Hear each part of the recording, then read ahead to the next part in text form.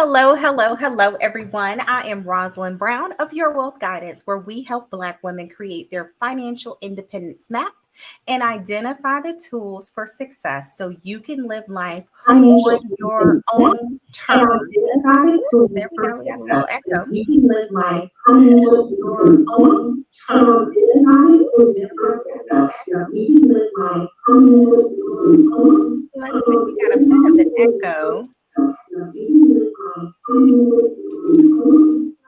Let's see, Sandra, do you have that or do you hear that?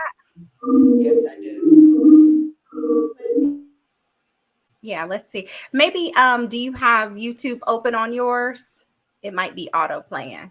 We'll get that fixed. But one thing we always talk about is how to get to the point of financial freedom, how to get to the point of just freedom and peace overall. And one of the great ways that a lot of people have found that is just simply the ability to move abroad. And so our speaker today really helps expats become expats and get to that point where they're able to live on their own terms. And sometimes that's moving abroad. Sometimes that's permanently and sometimes that's temporarily. And so today, our speaker is Sandra, the founder of Expat Pros Advice. And she currently resides in Panama City, Panama. She holds a master's degree in project management and a bachelor's of science degree in technical management. So obviously, she knows how to kind of put some plans in place and to make them happen. For over 40 years, she has been a successful entrepreneur in both the public and private sector, most recently in the nonprofit industry. In her personal journey in relocating permanently outside of the US is what compelled her to establish this team of professional women to help others navigate their journey. She has assembled an impressive roster of tax, finance, real estate, and lifestyle experts to take the guesswork out of relocation. And I know those are kind of all the things that people are like, okay, the money part, how to make it work and how to make sure you have a good, safe roof over your head. And so her excellent project management expertise has led to her own seamless move to another country. She worked with immigrant attorneys, immigration attorneys, realtors, insurance companies, retail, and other service providers in every detail of the move before packing her first suitcase. And I know she said she finally came, it was what, 12 trunks. So all the kind of stuff that's sitting out there. And so really to make sure that you also have all of the tools so that you can make that move and not be stressed about it as well. So Sandra, tell us a little bit about like what was your motivation? How did you get to, all right, I'm finally going to leave the United States? Like how did you know, okay, this is going to be my next move?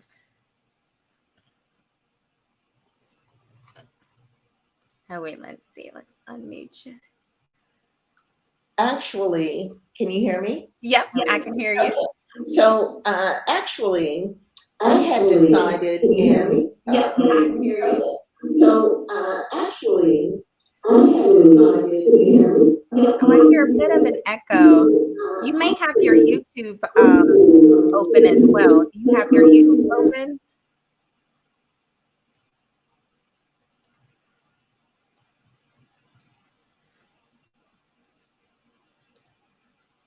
Oh, wait, did we lose her? Well, let's see. As we're waiting for her, one of the things that Sandra does is, of course, the entire project management piece from kind of start to finish, getting you ready for your journey. So if you're thinking about moving and thinking about becoming an expat in another country, what are some of the countries that you're thinking about? Do you have some countries in mind? She ended up going to Panama. I know we've talked to people who've gone to Portugal, which has become a very exciting location for people. We talked to a bunch of people who also are in like Mexico. So if you have some places in mind that you're thinking about moving, you can drop those into the chat. It might be helpful for us to give a little insight as you're planning that move as well.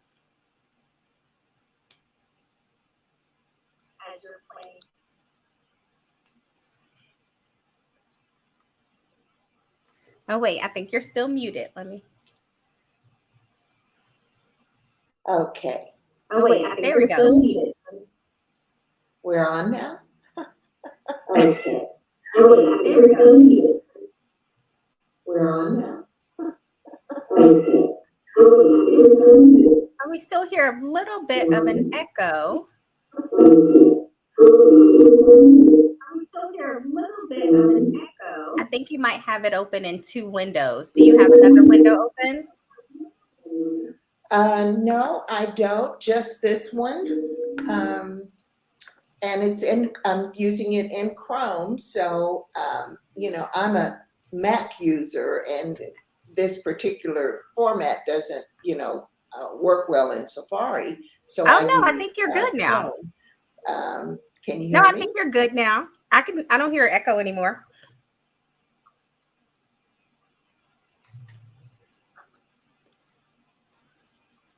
But I do see Patty said that she's thinking about moving to Panama as well. So you got Patty who'll be a neighbor But I pretty do soon. see Patty said that she's thinking about moving to Panama as well. So you got Patty who'll be a neighbor pretty soon. Patty said that she's thinking about moving to Panama as well. So you got Patty who'll be a neighbor pretty soon. Patty said that she's thinking about moving to Panama as well. So you got Patty who'll be a neighbor pretty soon.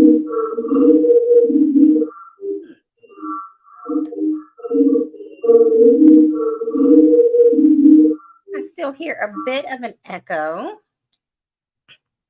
Let's see. And then we got Elaine. She's thinking about Mexico, Panama, Jamaica, or Costa Rica. And Aileen, this is going to be a great conversation for you. It's funny, Cassandra and I were talking before we started, just to talk a little bit about, the why and how to put together your list. I think one of the big things, if you're planning and trying to put things together, is, what is your list? What is your qualification list? How do you know, Mexico versus Panama versus Jamaica versus Costa Rica? And one of the big things is just understanding what are going to be your qualifiers. And I know Sandra talked a little bit about when we chatted before about some of those like house hunting trips and the checklist of what the house hunting trip would look like as well. So you can make sure that you're checking all the boxes of what you're looking for and what you need and what's most important for you and so forth. So that's one of the big things that we'll be able to chat about as well. Let's see, Sandra, how's the sound going on your side? Oh, hold on. Let's see. I think you're muted again.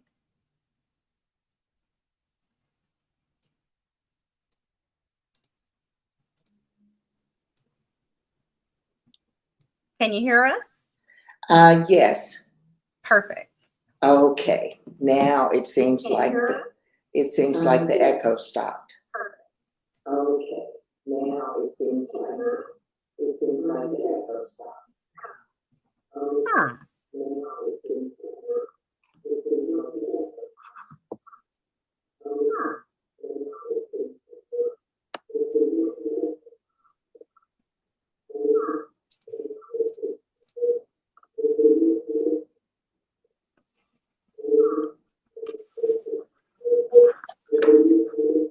I hear a bit of an echo. I'm not sure if that's just me. Do you hear that too? Yes, I do. I hear a bit of an echo. I'm not sure if that's just me. Let's see. Let's figure Yes. that out. We'll get that fixed. And then we'll check. So Patty said some of the qualifiers are safety. I think that's always a big one. I don't know anybody who thinks that that's not key when they're looking to make their move. For a lot of people, that might be the reason why they're making their move. And then things like just the overall numbers. I know healthcare, that's always a big one too. Just thinking about, what healthcare you might need. And I love that you said time zones. I think time zones are key simply because if you're communicating with family, I remember I took a trip to Australia before and I was like, is everybody going to be asleep when I'm reaching out to chat with people? And then Patty also says infrastructure. I think infrastructure is key if you're trying to communicate back home with things like internet and all those kind of things. So that's important too. If you're trying to communicate back home, looking for internet, and all those kind of things. So that's important too. Well, you know, Home, looking for internet, all those kind of things. So that's important too. the echo is kind of throwing me off a little bit.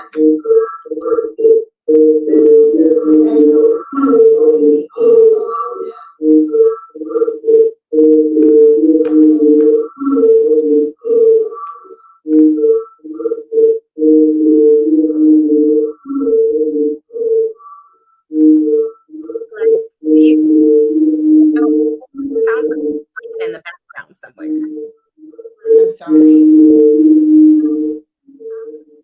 Let's see. We'll hit that button.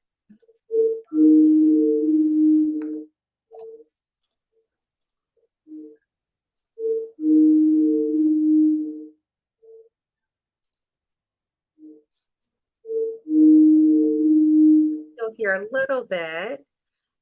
And then Patty says she's planning to work before the final retirement. Now, Patty, are you working a remote job today? Are you kind of looking to find that remote job opportunity? Where are you kind of in that process? And I love Aileen. She says she has a spreadsheet. I love a good spreadsheet. I'm right there with you. I had a spreadsheet for all kind of things, whether it be, you know, planning a trip or tracking a trip and all those kind of things. And so you're doing your first scouting trip next year to Mexico. What part of Mexico are you thinking about? And so you're doing your first. What do you think about? And so you're doing your first. What do you think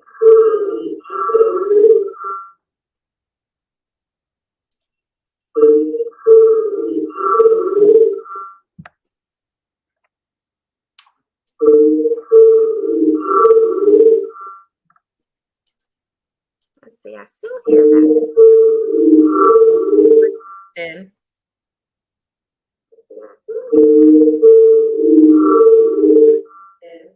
I'm going to try and use my phone. Oh, okay. So you already work remotely now. So she's getting a client that'll let you work remotely outside of the US. And I think it's one of those things where a bunch of people are just trying to find a remote job, period. But there's a lot of companies that are really location independent and they really don't care where you're working from. So I'm sure that opportunity is going to be out there as well.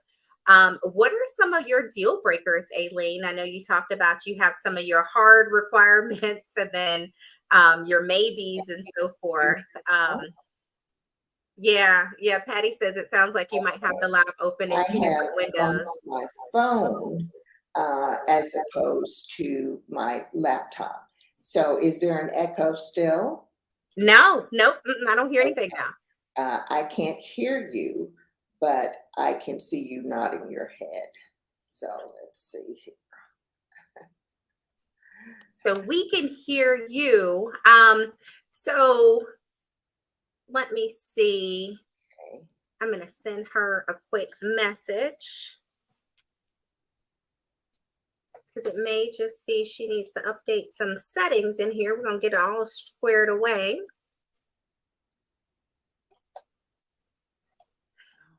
So you're going to do a 2-for-1. Okay. And I think that's great, is just looking at a couple of different cities. And I think, you know, when people say Mexico, it's usually like a few short list of places. And so I know a number of people who have moved or at least spent a long-term time period. And we've interviewed a few people too. Some people in Mexico City, some people in Merida. We had a whole family that moved to Cancun. So definitely a few different folks that are in different places that moved to Cancun. So definitely a few different folks. I think I hear the echo again.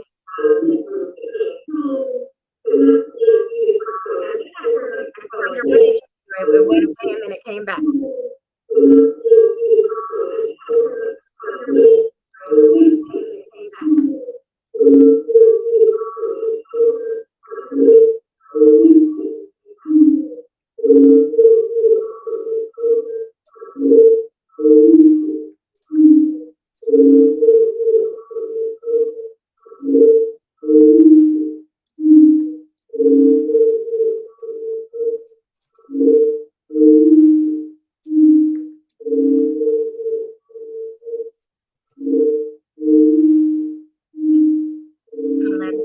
got a little bit of an echo still, so we'll update that here.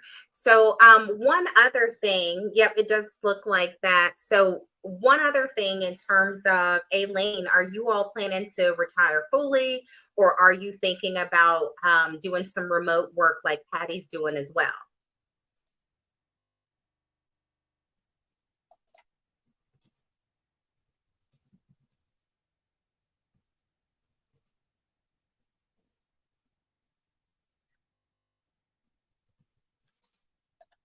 I am trying to see if I can change it in settings. And you can hear me now? Yep, I can hear you now. But I can still hear the echo, and that's Is it still on your phone too? no, I went back to the computer. Is it still on your phone too? I think when you turned off the phone, it went Yes. away. Okay. I'm going to another room with my phone and see if that.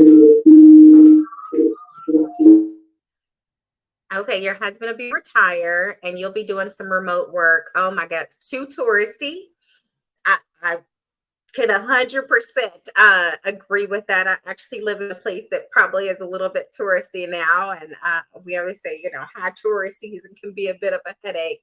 The high racist encounters, I think that might be one of the main reasons why people are leaving the States altogether. I know before we went live, Sandra and I were talking about some of the, recent crimes and hate crimes and so forth in terms of the safety or lack thereof of being in the States. And then, of course, no access to medical or pharmacy. So I think that's one of the big things, too, is just really understanding, are you going to be able to have the medical care that you need in a safe manner? I think I don't know if we've ever done one of these calls where people were like, I'm not worried about, medical care and so forth. So I think that's definitely a big one that's high on everyone's list. And it's probably one of the reasons why people gravitate towards some places over others, especially just making sure that they will actually have those resources readily available to them. Let's see, Sandra, can you hear us? Yes, I completely agree. And I came out of my office and closed the door so that I don't hear that echo. And I'm just sitting in my living room now. So please Perfect. accept apologies. This is my first time using this particular technology, and I am a Apple household. So a lot of things don't work in Safari that are easy to do in Chrome. So ladies, please accept, and gentlemen, please accept my apologies. Now let's start again. If you would. And really, we got some great interaction about some folks that are looking. We have some folks moving to Panama, so you'll have some neighbors there. Some folks moving to Mexico, and I think it's one of those things about the list. And so Aileen has a great spreadsheet just trying to figure out, what are the deal breakers and so forth. But what are some of the things that people don't necessarily think about when they're starting their journey? Well, think about your own neighborhood in your mind and what you like about it. Is it walkable? Is there a pharmacy nearby? Do you know the pharmacist? Is there a grocery store that you prefer, and why? Do you like organic food, or are you looking to have a fresh diet with fresh fruits and veggies? The same things that you have in your regular neighborhood, make sure that that makes your list, because that's your checklist to say, well, I've got that covered, and got that covered. One of the things that I found very interesting here in Panama is the postal system as we know it doesn't really exist in the same sense. And that happens in a lot of foreign countries where you have to use a freight forwarder. In other words, your things might go to a US post office, and in our case here in Panama, it goes to Florida. And then from Florida, it's forwarded here. And we have something like mailboxes, et cetera, or like you would have in the States. And that's where I go to pick up any of my Amazon packages and things like that. So the best advice I can give really anyone is think about what you like in your current neighborhood, transpose that onto your checklist. And those are the very same things that you're going to be looking for in your new country. And Patty has a great question. She said, tell us more about your move to Panama. So what was your process, and even kind of how did you select Panama out of every other country that you've been to? Well, I actually started my search around 2016 and started, really kind of narrowing it down to where I didn't want to go. I went to Canada. I went to British Columbia. I went to Newfoundland, actually, right? Who wants to move to A Newfoundland? lot of cold places. Until I figured out that, once the Northern Lights were done, there really wasn't anything else to do in Newfoundland. But actually, for me, I looked at things like safety, GDP, was the government stable? Was there a democratic process in place to elect, their officials, and how were they governed? I looked at the demographics of the population. Was it a young population or an older? We see in Europe now, many countries like Italy trying to get people to move to Italy because their demographic is so old. They're really aged. And a lot of those people have stayed, just there in their country. So I started looking for those kinds of things. And then by 2019, I made a reconnaissance trip here to Panama, where I actually stayed for about a month and visited all parts of the country. I went to the beach areas, I went to the mountainous areas in the interior. And then here in the city, I went to some of there's an area called Costa del Este. That's like a multi national master plan community where a lot of the corporate executives live. And it was a little sterile for me. I wanted more of the cultural experience of, living with the actual population rather than, a bunch of US expats working for Palmolive or whatever. And so after spending the time here in the city, I was able to discern that I would get the cultural amenities that I like. I like ballet, I like opera, I like concerts and things like that. I looked at the healthcare system, I looked at public safety, and then I looked, believe it or not, for access back to the US in case I needed to, take care of a family member or seek some, care or something that I could not, find here. But luckily in Panama, the healthcare system is so, well, what's the word I'm looking for? Sterling. And what I mean by that is that one of the hospitals here, Pacifica Salud, is affiliated with the Johns Hopkins Hospital in the US. The Panama Clinic, where my dentist is located, is affiliated with the Mayo Clinic and is one of its campuses, actually.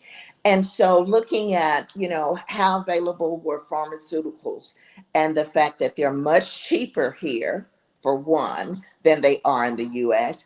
And the type of visa that I was able to get is called a pensionata visa, which is a retirement visa. And I get 20% off my meals, 25% off at the pharmacy. I get a discount on riding the train, going to the movies. I just ask for the pensionata discount. And it's, offered wholeheartedly. They're happy to have us here. Okay. And so one of the other things I looked at was, how does the culture take care of its aged and its children? And so I found that the public school system here is really pretty good. There are a lot of colleges and universities for both, trade kinds of occupations as well as professional occupations. And there's a lack of nursing homes. Why? Because the people here in Panama and much of Central America take care of their own.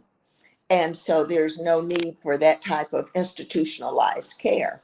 Another thing that I noticed was that we don't see homeless people here in Panama. And one of the reasons someone told me is because the municipal authorities will issue you a citation uh, to the homeless person and to their family because they will be incumbent on the family to take care of its own. And I just found that very, very refreshing here in this culture. Another thing that I noticed is the many families are intact, meaning there's a mother, there's a father, there's a grandmother and a grandfather, an aunt and an uncle, and they're all together in the parks, in the restaurants, in the malls. You see that connectivity of family. And that meant a lot to me in terms of, choosing my place to live. And again, mentioning the demographic for Panama to be as old of a country as it is, the average age here in Panama is between 29 and 37. So it's a very young demographic. So hopefully that answers some of the questions about, what I looked at as determining factors for me to move to Panama, and using that same checklist of what I liked about my neighborhood and bringing it here. I was able to find an apartment in the center of the city, and I can walk to most places in the city easily. And I think so. Patty asked a little bit about the type of visa that you had. And so we know the kind of visa that you have, but I think it's important, especially as people are trying to figure out where they can go. How do they determine either the best possible visa or the place where they could possibly get a longer term visa? So they're not doing the quote unquote like visa runs and only able to stay for those shorter periods of time. So that's one of the things that we help people with. And so if you go to our website at www.expatprosadvice, you'll see that we have an attorney as one of our sponsors. She's a named partner in her law firm. And so she is able to navigate not only what type of visa, but if you want to set up a business or if you want to set up a nonprofit, it's called a foundation here, then she has that fiduciary background to help navigate you through what is going to work best for you and even other members of your family. And I think that's huge. Just trying to figure out, how do you get to a place? So once you find out you love it, how do you actually be in a place where you can settle and be there? And so you talked a little bit about the partners. So as they're going to the website, what are some of the services that your organization is putting together? Is it just for people that want to move to Panama, or is this open for people who want to move to other places like Aileen, who's looking to move to Mexico? If you want to move anywhere, just think about it like this. The same type of information should be sought. If you're moving across town or down the street or, one floor down, you still have to do the same kinds of things. How do I want the experience to be? And so, for me being a project manager, my list have lists. Okay. And I believe that a good checklist is the right place to start. And so we help people we have a checklist, okay, that we provide. We provide one-on-one consultation for $39 an hour. And then we stay with you throughout the process. In fact, I'm working with a Canadian couple right now that are moving down from Ontario, and they'll be here in October. And so they had their attorney taken care of. They'd been here before, so they had a lot of things taken care of, but they didn't know about neighborhoods in Panama City. And so I comprised a guide for the various neighborhoods here in Panama City to allow them to find out all of the intricacies of each neighborhood.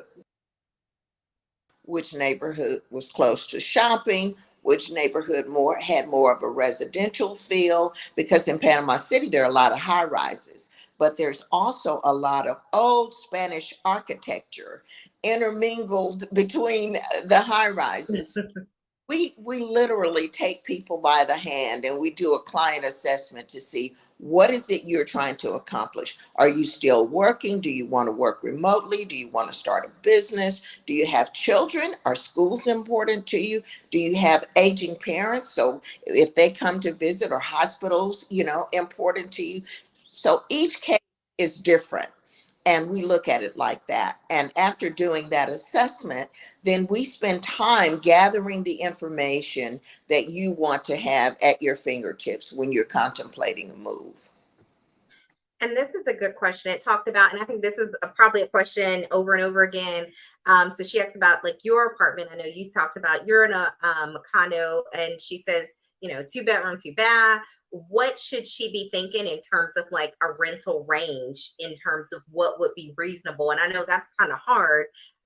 But sometimes people quote on the very lower end of the spectrum, and that might not be kind of what we're used to from an American standard.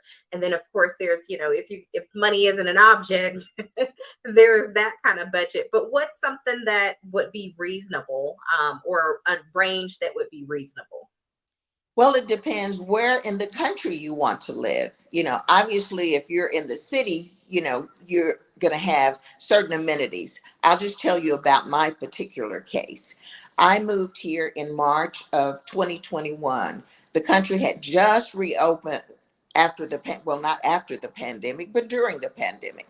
And so the airport had just opened back up. I moved on March 18th. I stayed at a Marriott in the neighborhood that I wanted to live in. And I walked in that neighborhood at lunchtime, breakfast time, and in the evening so I could get a feel for the dynamics of the neighborhood. And I'm in a true neighborhood with a neighborhood park. I'm right up the street from what is called the Cinta Costera, which is like a boardwalk that right along the Panama Bay or the seawall. And so in my particular case, I was able to get into a brand new apartment building, has just less than 4 years old. My apartment had never been lived in.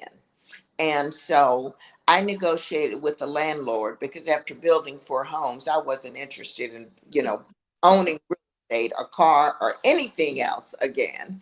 And so I negotiated with the landlord to see what kind of rate I could get if I paid my rent a year in advance. I think she was originally asking $1,200 a month for a 3-bedroom, 3-bath apartment. I'm on the 24th floor with city views. I negotiated it down to $1,000 a month by asking her if I paid her a year in advance. Well, coming out of a pandemic and the apartment had never been leased or sold, she was happy to take my $12,000, right? And then the next year, I asked her if I could pay it at 6 and 6. So I put it in half. This year, when I negotiated my rent, I asked her if I could do it quarterly. So I paid her 3,000, 3,000, 3,000, 3,000. Now, this is what happened. Because it's a new apartment, there was a problem with the air conditioning not being installed correctly by whoever the builder was or developer, whoever her contractors were. And so it caused water to leak and damage the apartment beneath me. And so when they found out, because the people obviously on the 23rd floor said, hey, your apartment is leaking on us, and she had to do a lot of repair work. Well, having owned real estate myself, I know that that can be expensive when you have to do those kinds of repairs. And even though I had already paid my first quarter rent, I contacted her and said, hey, look, I see you're undergoing a massive expense. Why don't I go ahead and pay my next quarter rent just to help you out? Well, of course, she appreciated that. And she said, Sandra, you really, I know that's not our agreement, but I appreciate it. So I think that everything comes down to negotiation. And of course, market conditions are a lot different now than they were when I came during the pandemic. So everybody was, really ready to lease their property. Whereas now I've heard that some of the rents are going up because of demand. Well, in my case, my rent has not increased. I started paying $1,000 a month. I'm still paying $1,000 a month. And then how do you find a landlord? I know some people are like, should you use some of these like short-term rental platforms? But how do you find someone who's credible that then you can actually get to the owner and negotiate a rate that would be favorable for both parties? Well, in my case, my realtor who sold my home in Texas, I asked her to find me a realtor here in Panama. which she did. So I hit the ground already with a professional referral from my existing realtor to the realtor here. But I actually found this apartment myself because I would spend 4 or 5 hours a day looking at neighborhoods, looking at buildings. I mean, I did all of the research, and that's why I can teach others how to do it, because I've done it.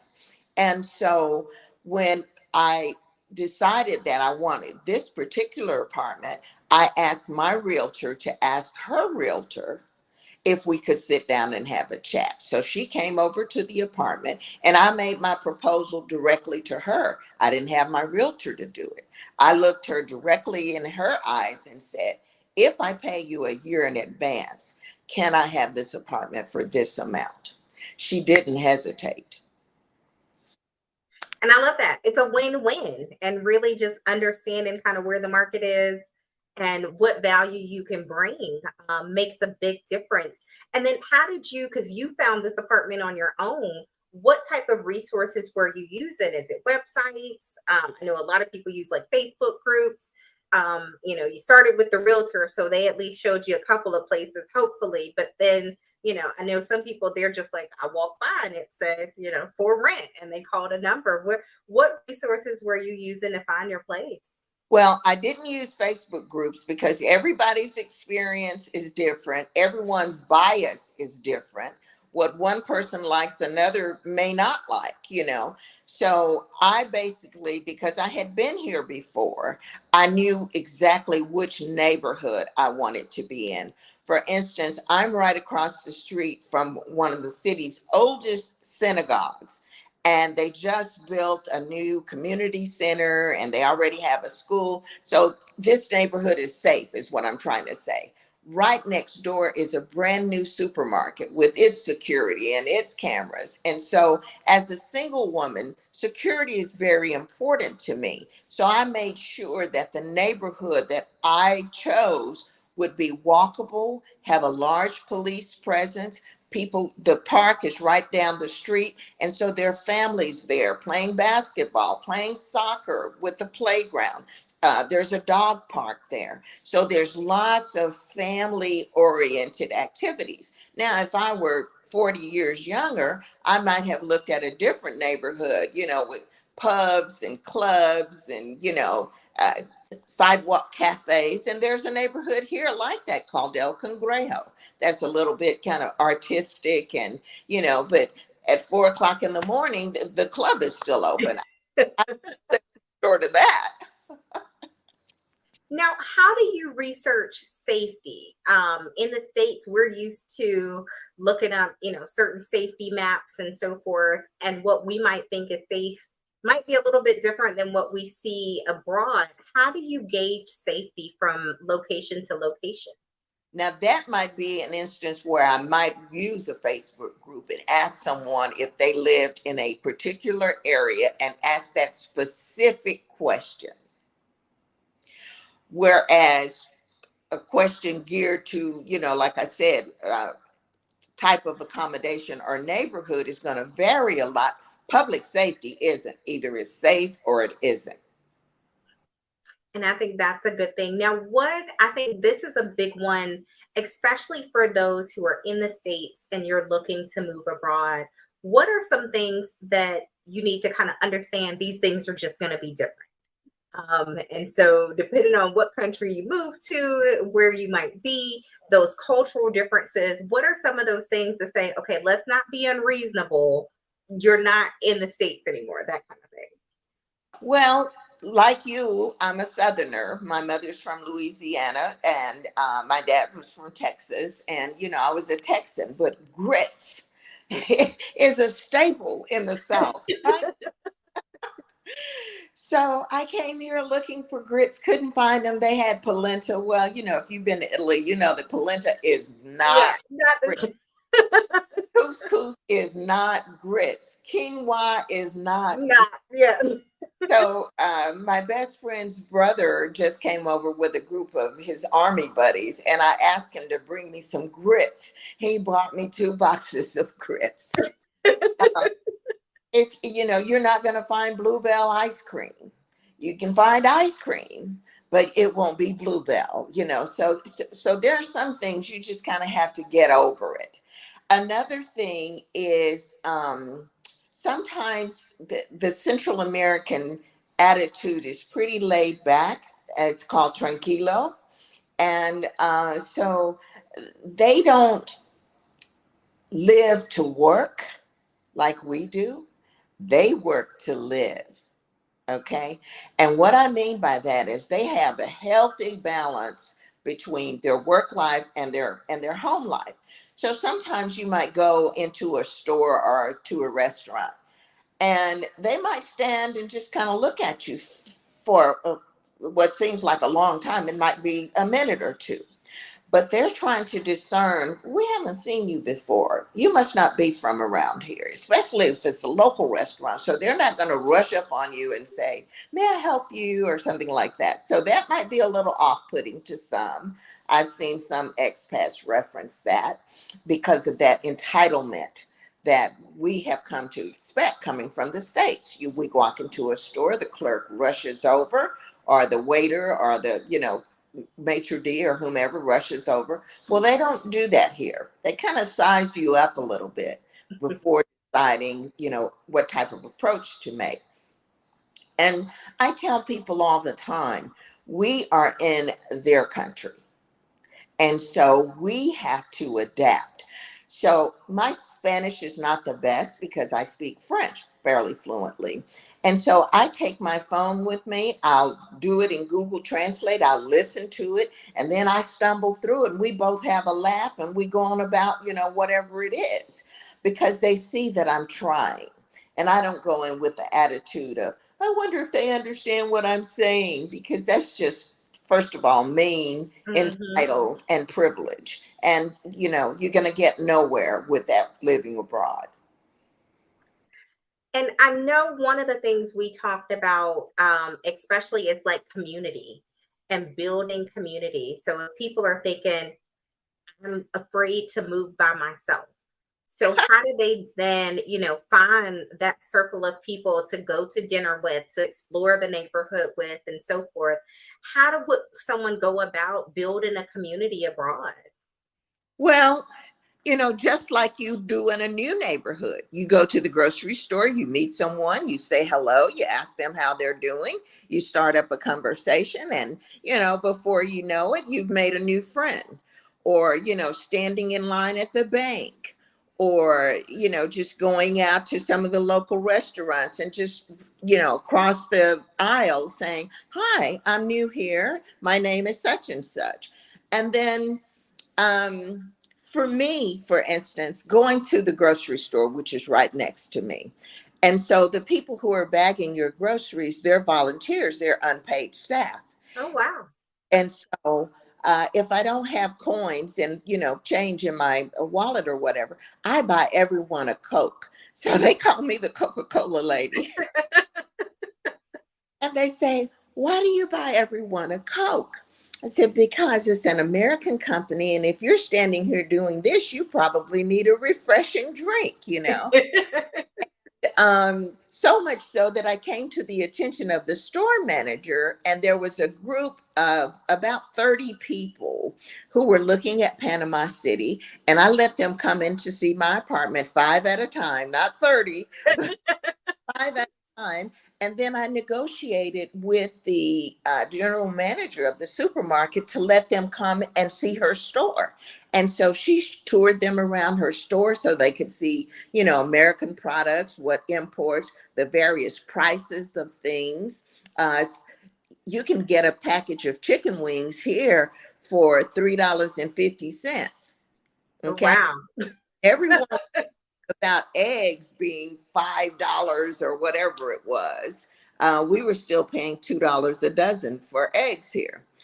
Of course, the other day we went to the supermarket, and even one of my friends commented yesterday, there are no eggs at the supermarket. So I don't know what that's about. So, it's part of living abroad. You might go and find Coffee Mate one time, and you go back, 3 weeks later, and it's another brand, or it's, there's no more coffee mate, it's something else. So you just either go to another store or try something new. It's not that serious. And so that's a good point. So you talked about kind of where reasonable rent might be, but then also, groceries, that sounds like groceries are probably about half as much as what we might normally be paying. But what about some of the other expenses like healthcare, maybe utilities, transportation? As people are thinking about what should they be paying on a monthly basis, what's reasonable, maybe not necessarily what the locals might pay, but something that's reasonable as they're putting their budget together. Well, I can only speak for my case, okay?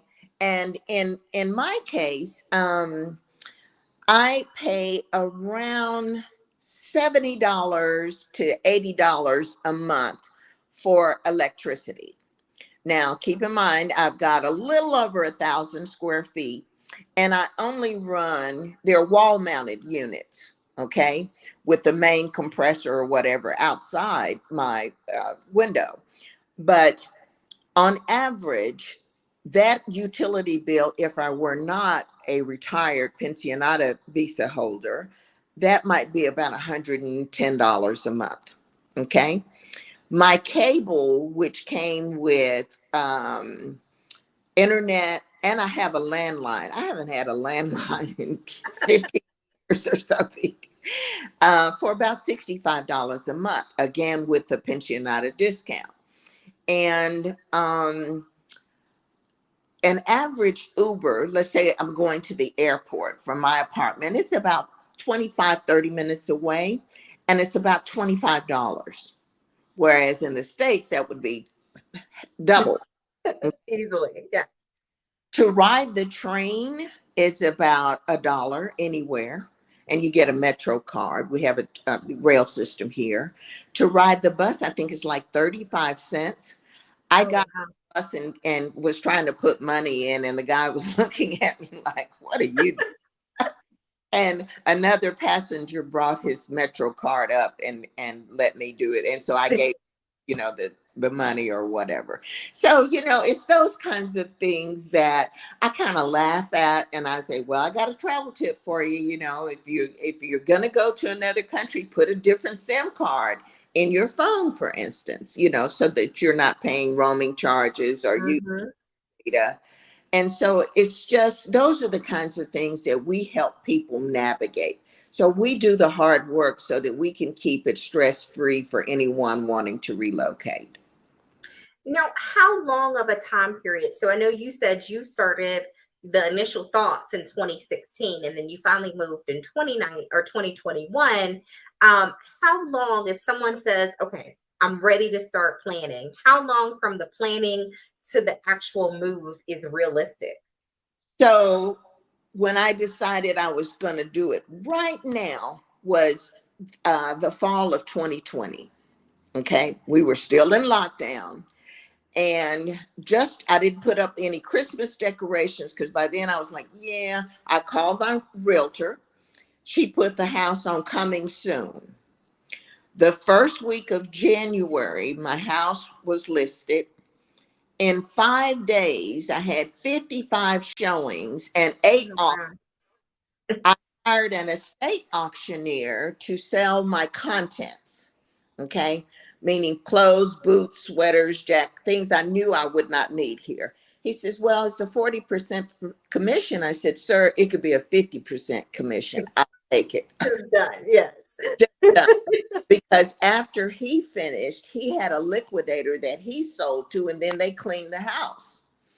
My next door neighbor bought my Cadillac CTS. I mean, that was the hardest thing to part with. That was my baby. She even had a name. But from that moment in December 2020, February 10th, I closed. Okay. From the first week of January, February 10th, I closed. I asked my best friend if I could come and hang out with her for about 6 weeks. So during that 6 weeks, I packed my 16 trunks, Rosalind, I packed my 16 trunks. decided that I wanted to bring all of my camera and video equipment with me, lights, reflectors, tripods, 3 cameras, etc.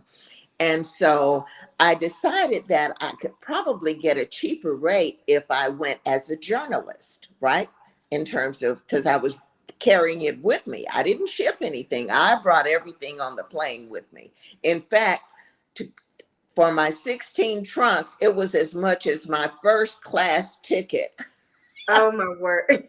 on So I called one of my friends who owned a newspaper, was publisher of a newspaper. I said, will you give me some press credentials so that I can get my camera equipment as part of a work product and not, extra luggage?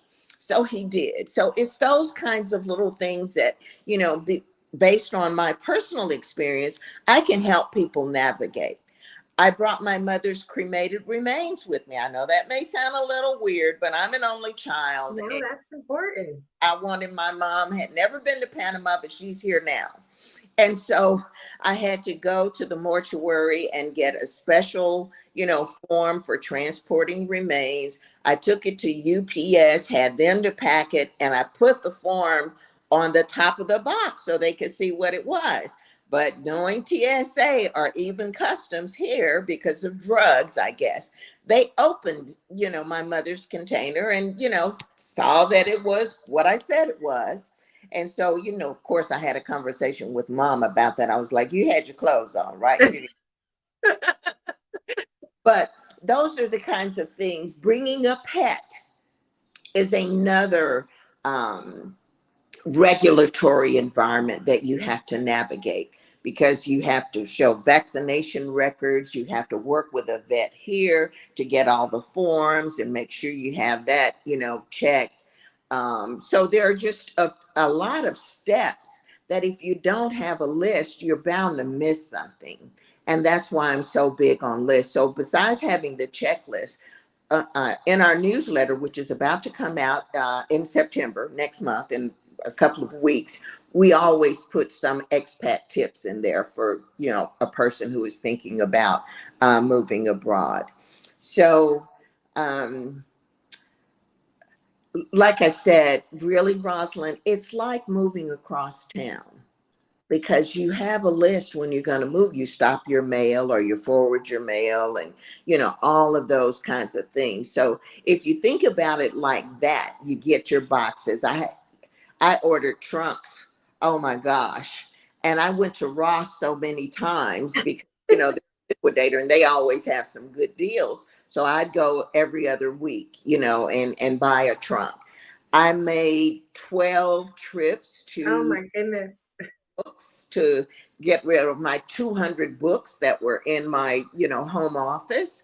So, if you don't have a list, you're not going to be successful, and it's going to be stressful. And that's what we do, is we take away the stress, give you good, solid advice, and give you referrals, to shipping companies and to mailbox companies here, or show you how to navigate that process. Now, what was in your 16 trunks other than camera equipment? Towels. Towels, right? A woman loves a good towel. Beautiful. Rated. I had spent years, collecting towels for my various bathrooms, from Bed Bath and Beyond and Tuesday Morning. I wasn't about to leave my purses. Even though I left a lot, I probably brought 40 purses with me because I Oh my goodness. had money for them.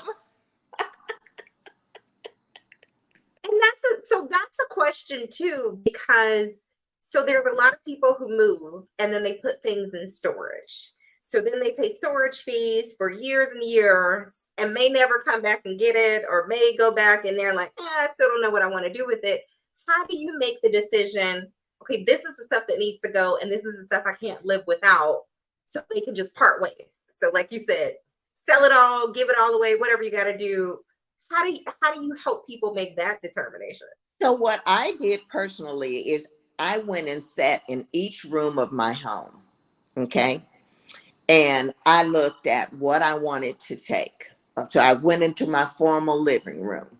I thought, and I had just built a house 10 years prior, okay, with custom everything, window tree. Well, you know, you can just imagine, right? And so I sat in each room and said, do I really want to take anything out of this room? Okay. Went to the next room, went to the next room, went to my closet. And then I thought about, you know, I mean, I had suits from Paris. I had some St. John's, which they're all wool. So I couldn't use them here. So I called up my friends and I said, come over one at a time. And when I met them at the door, I gave them a sticky pad. I said, put a sticky on anything you want. Open drawers, open cupboards, do the silverware, my closet, my shoes, my boots, blah, blah, blah, blah, blah, blah, blah. And here's a laundry basket. Put everything you want in that laundry basket and then we'll talk. And so I gave my friends first dibs on everything. My next door neighbor who bought the car, his wife bought a chair out of my bedroom. She brought some suits from Paris and she bought a Clark's bag that I had just bought in New York. But I was like, yeah, if one's got to go, it's got to be you. So, you know, that is what I spent my Christmas holidays doing, honestly. Oh, and that's like a perfect time of year too, so people get a little something special for them too. And Exactly. that's key. Because I mean, and then how do you make the decision between shipping your goods or going with, 12 or 16 trunks? Like, how do you make the determination of what makes the most sense for you? Well, for me, I knew I was moving to a tropical climate, number one. So that meant that vests, boots, hats, coats, sweaters did make it. I never was big on athletic shoes. I wear them when I'm doing something athletic, but otherwise, not. And so I just thought about what my lifestyle was going to be like here. So all those business suits, because I'd run my own consulting, project management consulting practice. So I had, I don't need 3 closets full. One closet was just coats. One was just formal wear. So, I brought a couple of formal pieces. And so I just spent time thinking about what was I going to do here. And I knew I wouldn't be going to a lot of Chamber of Commerce events, for instance, fundraisers and things like that. And so that helped me with my apparel. As far as my furniture was concerned, and accessories, they were specifically for that house. That was my fourth build, and everything in it I hand selected. Okay. And I had an interior designer to do my window treatments, for instance. They were all custom. I knew I didn't want to, have window treatments here in Panama. I want to see the city. So it was easy for me to decide not to put anything in storage because I knew I wasn't going to ship any home furnishings or accessories. So my 16 trunks had my towels, my camera equipment, and my clothes, and my mama. That was it. That's the last house. Now, what's something that if it's a special circumstance? So you mentioned like bringing remains, bringing children, maybe bringing pets. What are some other special circumstances that people might be like, oh, I didn't think about that. I should definitely work with someone to help me navigate this, that, or the third. Things like your special visa. I think that's something that as people are trying to pick which one makes the most sense. Like, and that's a question too. What age does your visa start? So the retirement visa, what's the cutoff for that one? It's 58 here for women, 56 or 58. But more importantly, what the Panamanian government is looking for is, do you have sustainable income, whether that's an annuity, Social Security, retirement, or a pension that comes in every month that's verifiable. Okay. Another thing is banking. In the States, we're used to banks courting us, right? Here in Panama, you have to prove that you're bank worthy and verify where your money is coming from. And a lot of that was because of the whole money laundering, situation that has occurred here in Central America a lot. So it's navigating things like that that will help you decide what type of visa. If your company will allow you to work remotely, see if that is an option for you. And if they will help you with your relocation expenses, as if they were moving you to another state. A lot of companies will cover your relocation costs. So, those are the kinds of things that we help you ask your employer about if you're still employed. If you're wanting to come to another country and set up a business, there are certain requirements that, have to be met as far as that is concerned. And every country is different. So it's navigating what the regulatory environment is first. Okay. That's the most important thing. And then, of course, when you get your FBI background check and those things, you have to go to a consulate in order to get them apostilled. And that's like a higher version of notarized. Okay. So in my, remember, we were still in lockdown. So the consulate offices were closed. Social Security offices were closed. Oh, goodness. So I had to get in my car, drive to Houston to the consulate there, let them, the Panamanian consulate, let them apostille my documents and come back. Okay. When I got ready to select an attorney, because I didn't know the current one who is our sponsor, I called one of my attorney friends and I said, who do you know in Panama? He says, a guy I grew up with. He's a maritime lawyer, retired Navy captain. Okay. And so he introduced me to him and I asked him, I said, well, his name is Reginald. I said, well, Reginald, who did you hire for your attorney? Because, an attorney hiring a is going to be very specific. And I took his advice, had no issues. The attorney he used accompanied me to the consulate here in Panama to get my temporary visa, which is like a state ID card, until my permanent one came. And then I have something called a cedula, which is even more official than the state ID, which allows you to be identified as a permanent retired resident of the country. And that's what I show to get my discounts on various goods and services, because they write that number down for the government to show why they're giving me that discount. Well, that's huge. That's a lot of great benefits that people probably don't even know about. Absolutely. Especially once you get there and you're already paying less. And then if you can pay 20% less, even better. I can tell you in all truth and honesty, Rosalind, I am spending about a third of what I would spend to live in the US. Because see, automobile insurance, gone. Automobile maintenance, gone. HOA dues, gone. Homeowner insurance, gone.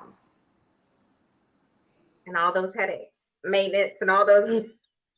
All of that.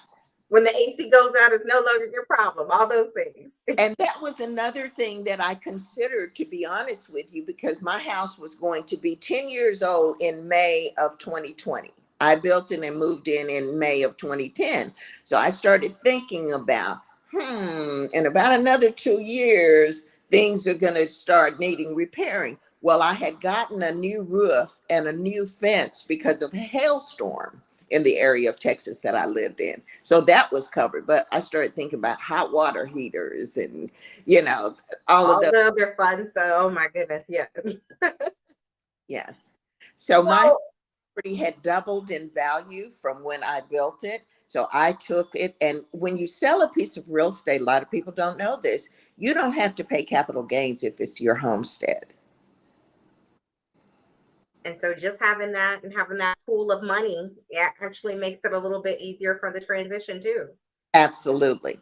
Absolutely. So one of the first things I did was, reach out to my financial advisor and started my spreadsheet for things that I wanted to invest a lot of the proceeds in. And as I explained to you before, I do a lot of my own research, and then I have the research desk to, verify that I'm thinking soundly sometimes before I'll make a buy.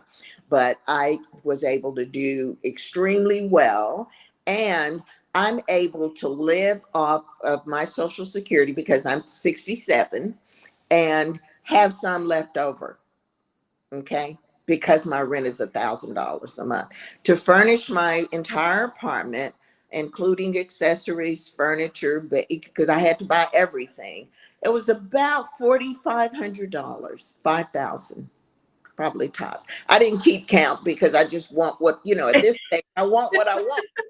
So I could be way off. I could be But that's a way over three or way. bedroom. Like that's huge. Yeah. I mean, you think about in the States, that's what you would pay for one bedroom. Exactly.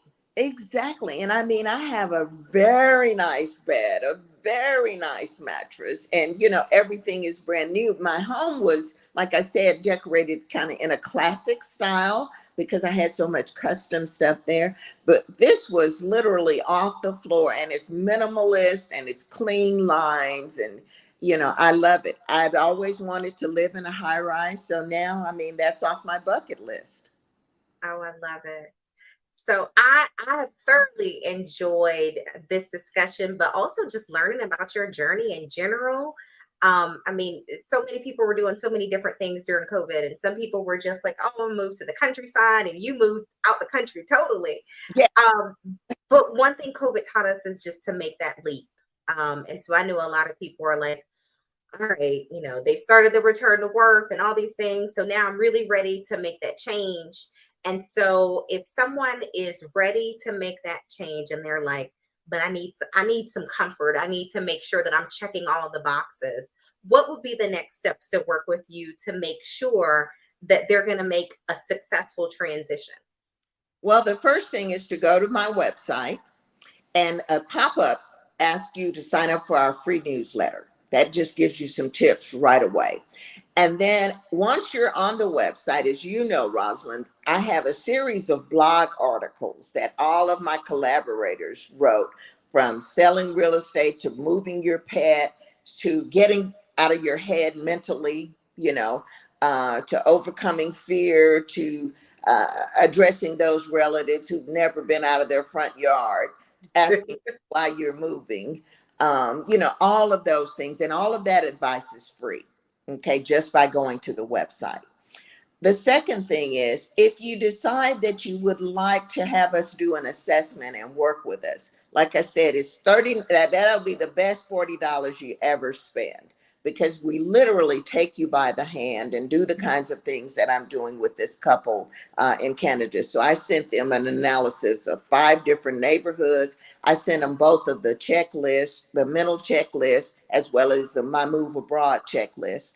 And so, you develop a toolkit. And that's what I would say to people. Think about it like you would any kind of move, and develop the toolkit, the techniques, and how you would shop for a moving company.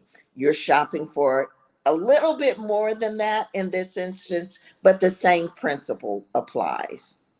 And then finally, next year in April, we are doing a BFF Girls with a Z getaway, a VIP experience where we invite you here to Panama for 5 days. You're here Thursday, Friday, Saturday, Sunday, and maybe leave on Monday or Tuesday, whichever it turns out that people want to do.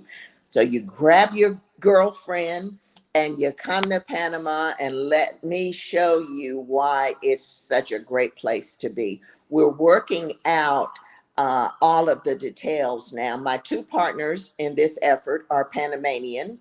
One is a former operations manager for the Waldorf Astoria, the JW Marriott, Oh, wow.